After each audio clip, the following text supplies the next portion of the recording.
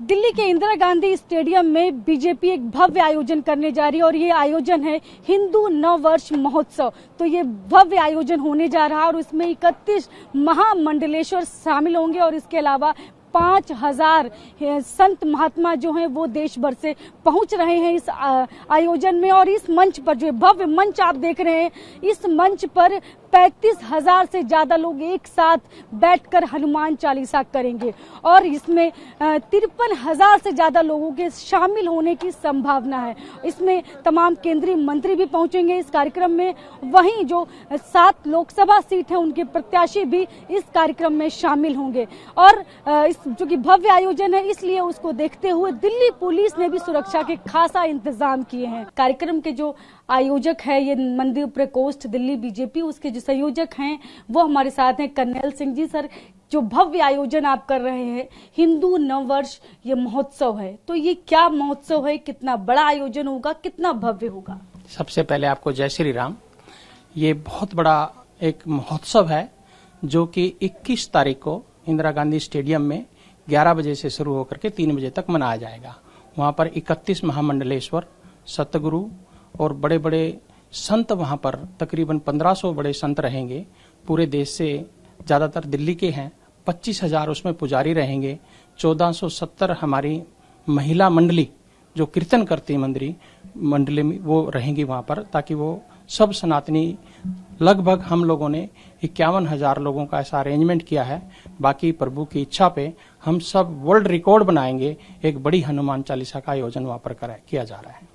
तो आपने बोला वर्ल्ड रिकॉर्ड बनाएंगे और बड़ा हनुमान चालीसा का पाठ हो रहा है जहाँ तमाम लोग एक साथ बैठकर कर रहे हैं, वो संख्या बताइए कितने लोग? 51,000 की हमारा टारगेट है। अच्छा, 51,000 लोग एक साथ मिलकर हनुमान चालीसा का पाठ करेंगे जी।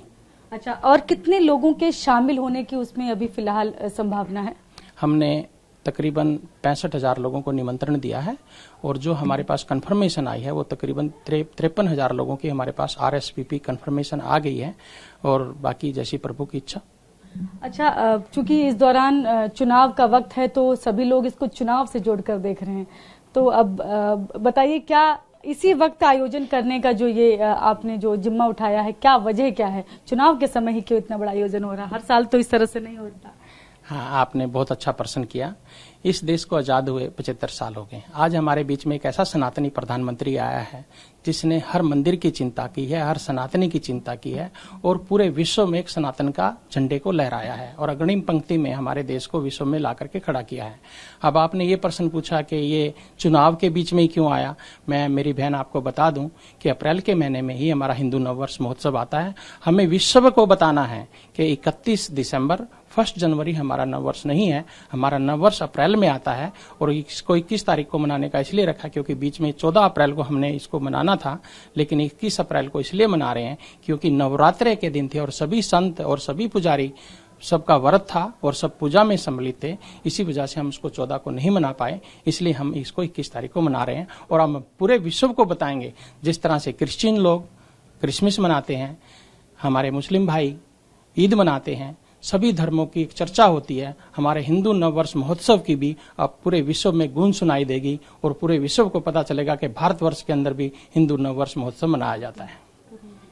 तो क्या इस बार, जैसे आपने बोला हिंदू नववर्ष तो हर साल होता है, मैं ये कह रही हूँ, और इस बार ही क्यों? चुनाव है, क्या कोई हिंदू जो वोट बैंक है कहीं उस पर नजर तो नहीं है आप लोग? नहीं, देखिए, आप हर चीज को चुनाव से जोड़ते हैं, ऐसा बिल्कुल नहीं है। जैसा कि मैंने आपको बताया, हमने पिछले साल से, ऐसा नहीं है, हमने पिछले साल भी किया था। तालकटोरा स्टेडियम में 21,000 लोग उसमें सम्मिलित हुए थे, हनुमान चालीसा की थी।